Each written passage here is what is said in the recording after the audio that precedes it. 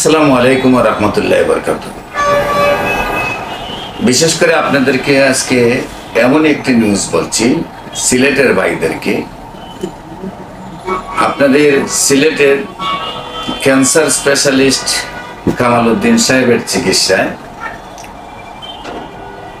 চিলাউড়া গ্রামের জামে মসজিদের সভাপতি বুরহান উদ্দিন সাহেবের স্ত্রী ব্রেস্ট ক্যান্সার হওয়ার পরে চিকিৎসায় শরণাপন্ন হন সিলেট কামাল উদ্দিন সাহেবের। কামাল উদ্দিন সাহেব চিকিৎসা করার পরে ওনার অবনতি হওয়ার পর উনি বললেন যে আর চিকিৎসা তার ভালো হবে না, সেই জন্য তাকে যা খাওয়ান বাড়িতে নিয়েছেন।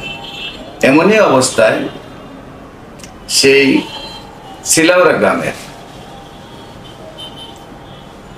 জামে মসজিদের সভাপতি বুরহান সাহেবের ওয়াইফ, আমি চিকিৎসা করি, সেই মরণাপন্ন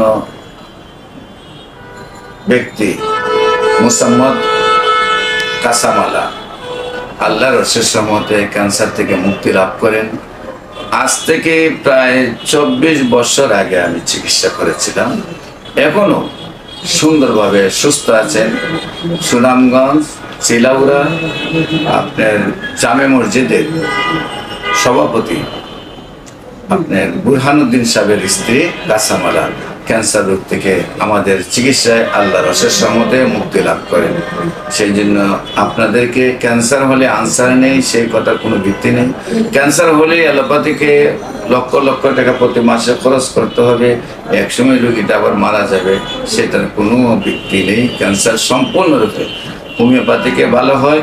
আপনাদেরকে গণস্বাস্থ্য হোমিওতে ক্যান্সার হলে গণস্বাস্থ্য হোমিওতে আমরা আহ্বান জানাচ্ছি। আমি ক্যান্সার গবেষক অধ্যক্ষ ডাক্তার এস এম সারওয়ার, আপনাদের ধন্যবাদ।